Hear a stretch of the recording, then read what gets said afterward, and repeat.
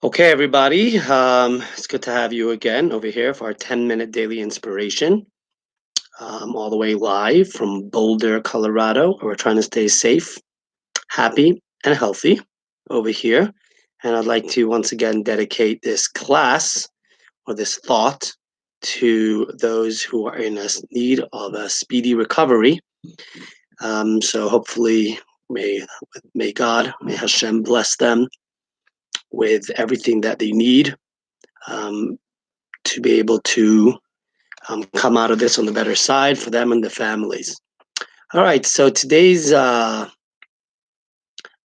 is going to be about thinking positive. I think this is extremely important. How can we be positive, or most important, how can we think positively at such a time? I know that many of us are not fully impacted yet by what's going on, but if you just read the news, it's definitely sometimes very scary to be thinking positive. Basically, we are looking at the frightful numbers and we're scared about what's going to happen. And therefore, obviously, thinking positive is extremely, extremely important.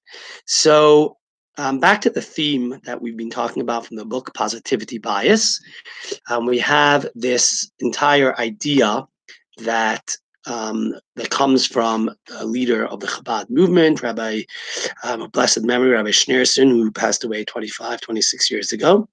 And he speaks a lot, but it's not his idea. He takes it from a third Chabad Rebbe. And I'll first say it in Yiddish. It's trach gut, sein gut. That if you think good, it will be good. Now, many people, specifically scientists, think this is a terrible way to look at things because if you keep thinking that everything is good, you're going to end up pretty much failing most of the time, many times, not most of the time. You're going to, have what we call failed expectations. You're going to be thinking that, well, this and this is going to happen. And then psychologically it can be damaging because, you're going to end up backing out, not backing out, you're going to end up being extremely disappointed when the result is not good. So, there's even been articles about how terrible positive thinking, like saying everything's going to be fine, everything's going to be fine, when ultimately it's not going to be fine because, you're going to end up with failure and it's going to be, very difficult. So, for the Rebbe, this was not accepted. The Rebbe, first of all, from a very simple perspective, I wanted to say that thinking good is a good thing psychologically. But more than that, it's not just psychologically, it's actually very good spiritually. Spiritually means is that through thinking good, we actually create good. So, I mean, I find myself, and I'm sure many of you as well find yourself extremely stressed and have anxiety and maybe mostly negative about what's going on in the world today. So 1 second, just for our YouTube watchers over here. Okay, so we find ourselves very, worried or how is it all going to work out, and yeah, this could be a major problem. So I'm just like yesterday, I want to share with you a few different stories about this.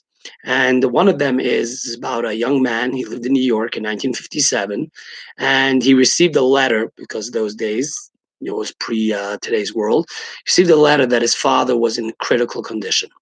So he right away writes a letter to the Rebbe and says, "Oh no, I need a blessing for my father that he shouldn't die." And the Rebbe said, well, a second, that's shocking. And I'll read to you the exact words because the instruction of our sages in such situations is think good will be good. And I await good news. And a few tense days, later,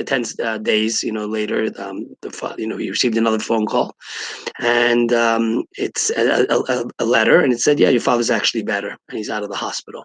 So he comes to the Rebbe to share this good news, and the Rebbe tells him, "No, when did the things change?" And he said, "On Thursday night." And Thursday night was the night that the Rebbe actually gave him this lesson to tell him that he has to think positive. So, in other words, our thoughts um, can limit or can expand our potential. We have that choice when we go. So, for example, there's another story. One time, someone comes to the Rebbe and tells the Rebbe, "Oh, you know." I need a blessing for my surgery. The Rebbe says, wait a second, could have you not asked that you shouldn't need surgery at all? And the young man was like, okay, Rebbe, maybe now it's the time I shouldn't need surgery. And he said, well, it's too late because I can only work with the level of faith that you have in God, not the level of faith that I have in God. Which means since you didn't have, the ability to think positive, well, I can't work with it. There was a great rabbi, passed away a few years ago, a very famous rabbi, Rabbi Josh Gordon, and him and his wife wrote a letter to the Rebbe saying that they're facing an extremely serious challenge. And 10-page letter, I heard this from him when he came to Colorado a bunch of years ago. And a 10-page letter basically explaining that the situation they're in, it's impossible to get out. There's no light at the end of the tunnel. As the saying goes, that the reason that people in New Jersey, Sarah, are depressed, the reason people in New York are depressed is because the light at the end of the tunnel is New Jersey. Okay. So anyway, he wrote a letter to the Rebbe saying that there's no light in the tunnel, 10 pages, blah, blah, blah, this whole long thing. Okay, so I'm going to read you what the Rebbe told him again. I'm back. The Rebbe says, time and time again in your holy work, you have imagined the situation you find yourself is the end of the world. But then you saw the situation flipped over and it became pretty good. So you must, in all cases, follow the command that think optimistically and things will turn out well. I tell you, this is such a hard thing. And I'm not saying you shouldn't read the news, and I'm not saying you shouldn't be deeply involved. I have a lot of relatives who are in a situation that need desperate miracles. But we can only create those miracles if we decide that there's going to be miracles, not if it's just going to always be bad. The question is, what is our reality? What's our reality? And there's a great letter, once again, from who else?